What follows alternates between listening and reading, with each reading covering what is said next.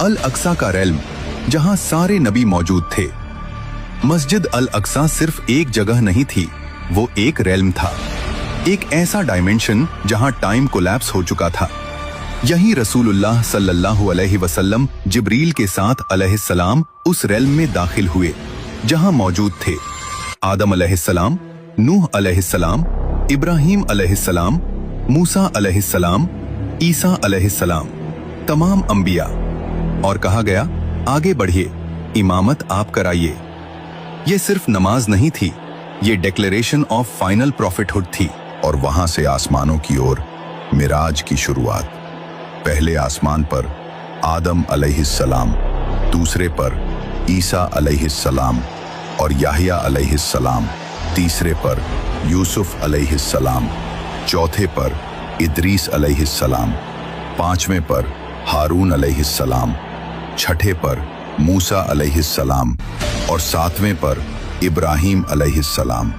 और फिर वहां पहुंचे जहां न कोई नबी गया न कोई फरिश्ता, जहां आसमान की सारी हदें खत्म हो जाती हैं, जहां से आगे किसी फरिश्ते का भी सफर मुमकिन नहीं।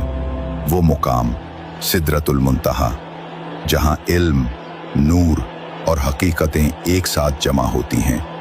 सिदरतुल मुंतहा की जड़, रूट छठे आसमान पर है और उसकी शाखाएं सातवें आसमान तक फैली हुई हैं।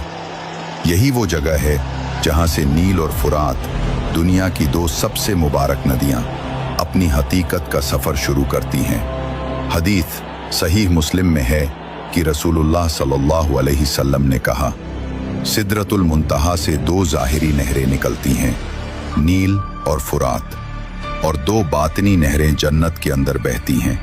वो जगह थी सिदरतुल मुंतहा, एक नूर से भरा पेड़, जिसके पत्ते हाथी के कानों जितने बड़े, फल मटके जितने भारी, और उनके ऊपर गिर रहा था अल्लाह का नूर। ये नूर जब सिदरा पर गिरता था तो पेड़ के रंग ऐसे बदल जाते थे जो किसी इंसान ने, किसी दुनिया ने, किसी कैमरे ने कभी देखे ही नहीं, क्योंकि वो रंग इस दुनिया के स्पेक्ट्रम में आते ही नहीं। इंसान की आंख सिर्फ 0.003% रंग देख सकती है।